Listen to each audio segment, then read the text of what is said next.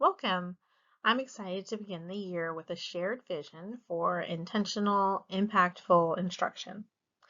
Today, we'll walk through a three-step planning approach called backward design. Instead of starting with textbooks or activities, we'll begin with the end in mind, what we want students to understand and be able to do, and build our units backwards from there. So we will review and practice how to plan more intentionally. It's practical, purposeful, and it will help us ensure that our students achieve deep understanding, especially in science, which is why I've invited all of our science teachers here to this professional development today. I am so excited to kick off the year with you. So let's get started.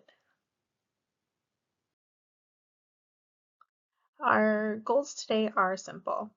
Understand the backwards design framework, see what it looks like in elementary science using TEKS, and collaborate on how we can use it in our planning. So we're really going to focus on these three objectives as we move throughout our professional development today. So backward design flips the way that we often plan. Instead of starting with activities, we start with the end goals. So what we want students to understand. Wiggins and McTeague developed this to help us focus our teaching on the results we want to see. So we're going to start with a planning framework that starts with the end in mind. We know that it was developed by Wiggins and McTeague, and it's going to ensure that our instruction is all aligned.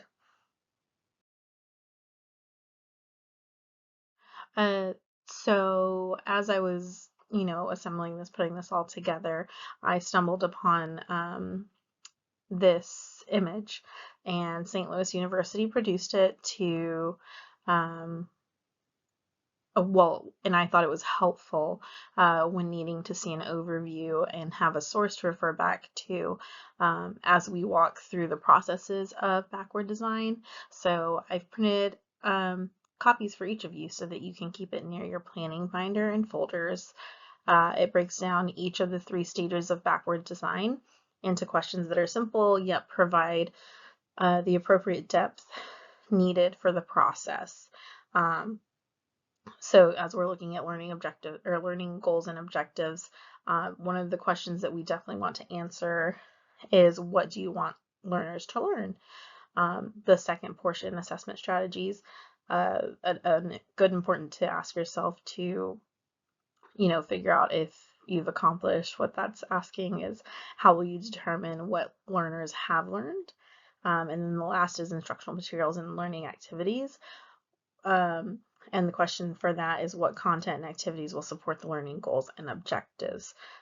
So as we go throughout this training today, you'll kind of see these laid out in more depth, but this is a really good visual to refer back to when you are doing this on your own and you're using backward design for your, weekly lesson plans.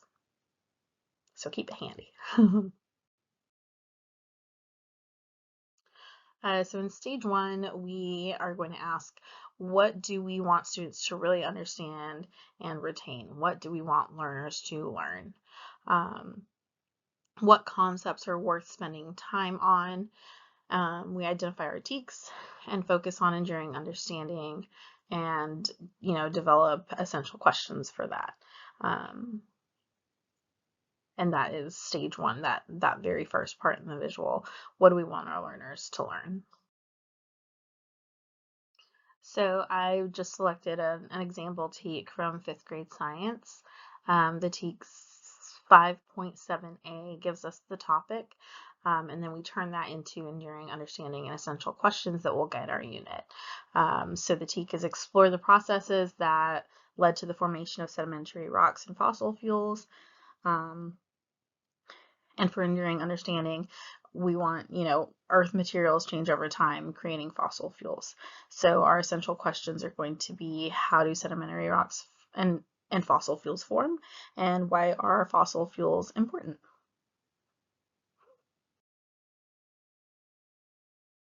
So now let's take a minute to think. What misconceptions have your students had about rocks or fossil fuels, and how can we make sure that we're um, correcting those through our instruction? So take a minute and turn and talk to a partner, and then we will share.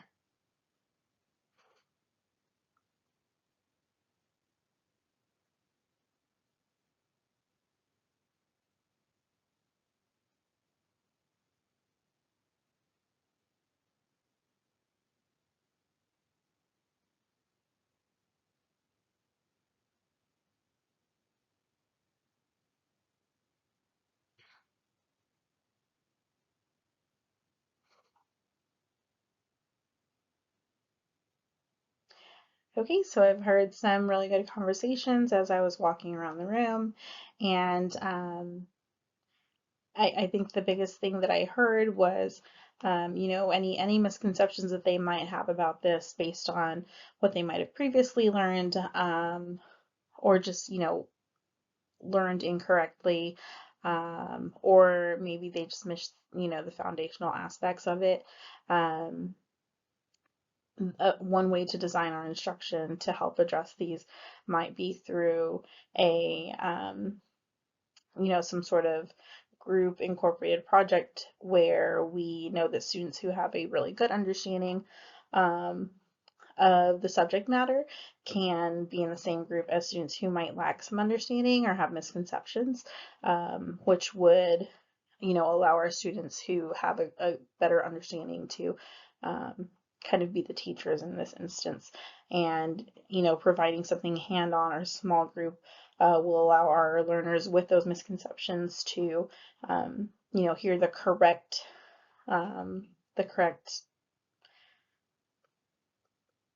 thing that they were supposed to learn, and go from there, in these small group settings, which would be a really great way for us to monitor as well, and, kind of jump around and monitor them ourselves, knowing that our students who have that deeper understanding can, guide our students with those misconceptions or misunderstandings. Okay, so now that we have identified our goals, we will move to stage two, which is determine acceptable evidence. What will the students show, or what will show us that students really understand um, what they're learning? How do we know that learners are learning? We want more than just, a worksheet. We want really rich tasks, like models, explanations, student created visuals, listed here projects, performances, writing. So just, taking it to the next level, not having them just fill out a worksheet with, fill in the blanks or, um, multiple choice questions or anything of the sort, matching, but, having them show and display, and really just prove that they have, the knowledge of what we were trying to teach them. Um, so, at your tables, come up with a few different ways that they might be able to do this.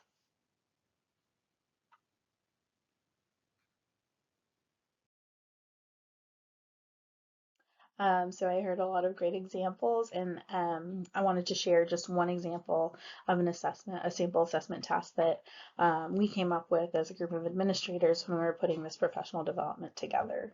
Um, so students create a visual or a model of the rock formation process. They explain it using correct vocabulary, and they connect it to real life uses of fossil fuels.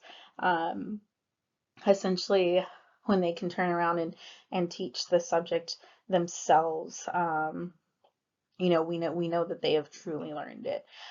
So by creating that diagram and modeling it, and using the correct vocabulary, connecting it to real life, we can be sure that they have that deeper understanding. So, I would have them include the labeled steps, scientific vocabulary, maybe have a written explanation if we have students who, might need an accommodation, and then make those really real world connections. So our rubrics as we're planning should match those goals. So here's some simple criteria that you might use. Um, are the steps accurate? Are they using vocabulary properly? Do they clearly explain and connect the science to real life? How clear was their explanation? So I might consider these as, you are building rubrics for measuring student knowledge. Um, these are four of the really, really big things that are going to target whether or not they've actually learned um, and can retain the knowledge that we want them to. So now it is time for a quick collaborative brainstorm. In pairs, think of a different way to assess this TEKS.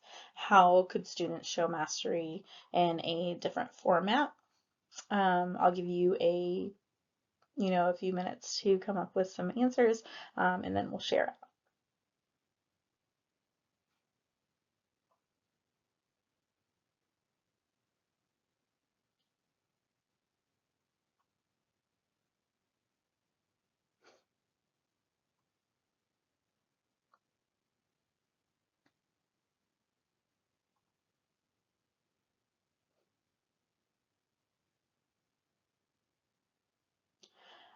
So as again, I was walking around, and one of my the favorite ones that I've heard was having a student create a performance, and just being those different stages of rocks. Um, that I feel like that would be really funny to watch students develop, but it would definitely um, involve a group of students and make sure that they all kind of had that knowledge that we're reaching for. So that's a really good way to get everyone involved and play it out, create a performance. That was awesome. So stage 3 is where we plan the instruction, but we only get to this after those first two steps are done. Um, it's the whole purpose of that backward design. We've got to start with the end in mind. So now we design the lessons that build toward the assessment and help students construct that really deep understanding. So think about what lessons will build knowledge and skills. Um, and, keep in mind that lessons should scaffold the key skills, address misunderstandings, and actively engage students the full extent of the time. Um, Also keeping in mind differentiation that different students might need as well. So I've put together a sample of a 3-day mini unit. Each lesson ties into the goal and builds the skills that students need for their assessment. They get that hands-on experience while engaging with the content. Excuse me. So, for example, day 1, edible rock jar. Students can create layers of sediment using different types of edibles, maybe some crumbled Oreos or graham crackers, that type of thing. Get creative, but that's definitely something that I think would be very engaging to all students. And knowing that they would have to turn it into um, something to show that they understand what we're working on is a great way to assess that they've comprehended the lesson for the day. Um, for day 2, a fossil impression activity, giving them clay and different objects. When we ask students to kind of create their own fossils or create things, themselves, it shows their creativity, but it also helps them expand their thinking and understanding of that subject. And then day 3, group research and illustration of fossil fuel formation. And I say illustration loosely, it could be anything from, literally a drawing to a comic strip to a story or a performance. So just some way for groups to illustrate their understanding of fossil fuel formation. So throughout the unit, we're checking for understanding. I would use quick tools like exit tickets or graphic organizers to see where the students are, and then know for the next day, how you need to adjust if needed. So something like exit tickets. One thing I learned about fossil fuels today is, and then group share outs, graphic organizers, that type of thing. These can all just be different ways for us to gather whether or not, we reached most of the students or which students might need a little bit more intervention to more deeply understand the lessons. So let's reflect. Where do we anticipate that students might get stuck, that they might struggle? And then what scaffolds, like visuals, sentence stems, chunking, could we build in to help them succeed?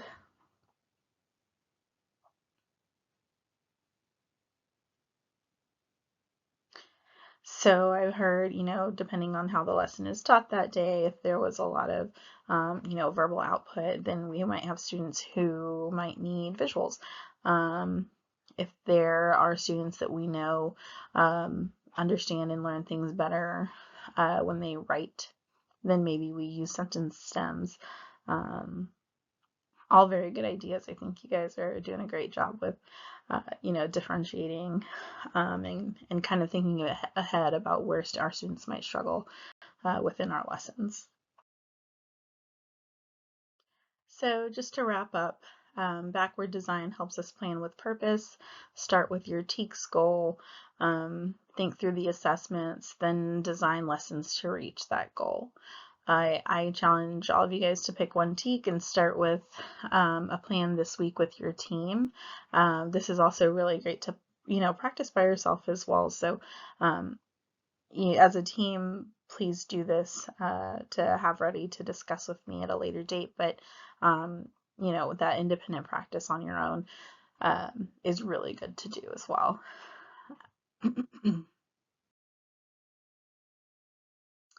So thank you all. I'm excited to see how we grow with this approach. Please use this cheat sheet that I've printed and provided for you guys, as well as the document from St. Louis University as a reminder of the talking points of this presentation and to guide your planning. I will also send a copy of this presentation out to you guys, so keep an eye out for that. But let's keep the collaboration going. You know that my door is always open. Thank you.